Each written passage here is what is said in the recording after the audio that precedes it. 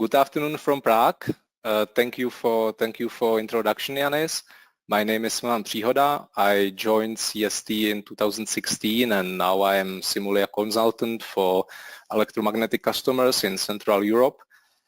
So my background is in electronics and microwaves with some focus on measurement, and my today's talk will have also some measurement flavor. So let's start with a presentation.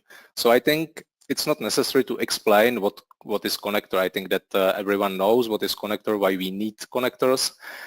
And what might be sometimes underestimated is the fact what connector exactly is. Connector is a discontinuity, which means that it generates reflection, it generates radiation, it might cause some unwanted effects like conversion from differential to common mode or different modes conversion in general. And all these unwanted phenomena leads to reduction of bitrate or generating errors in transmission, and that's why connectors deserve some of our attention. Just one example regarding frequencies. This is the table for cable category for classical Ethernet, and there is already standardized category 8 with 40 gigabits transmission speeds, and this standard says that cables and connectors should pass 2 gigahertz, which basically makes the connectors for this Ethernet kind of microwave components, and we have to design and characterize them with sufficient care. When I'm talking about design and verification or characterization, there are usually two steps. One step is the design in some tool, in 3D tool, in 3D simulation, where you can tune connector, TDR, analyze connector itself based on the requirements.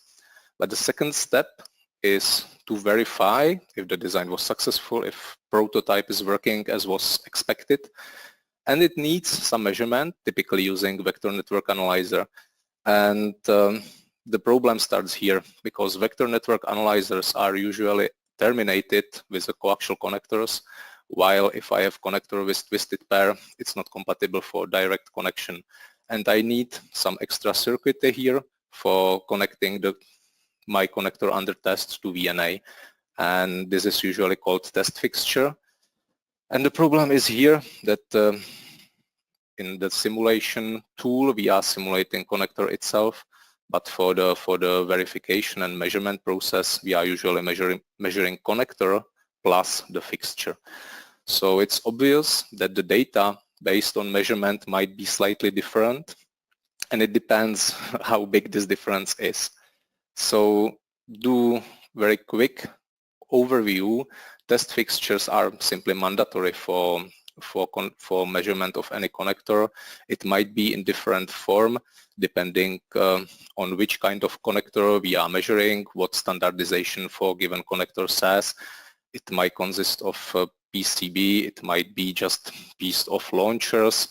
There are different forms and different variations. But it usually contains some end launchers for interconnecting VNA to the connector itself.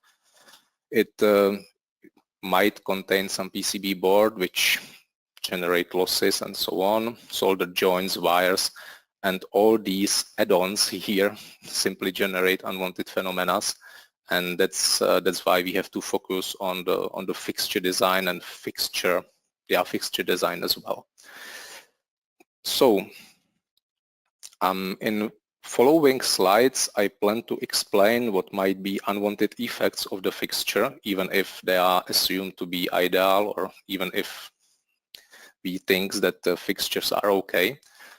So one result to support my statement. Here I have two results from measurements. So these traces came from real measurement on the VNA. On the left-hand side, I have insertion loss of differential mode, and on the right-hand side,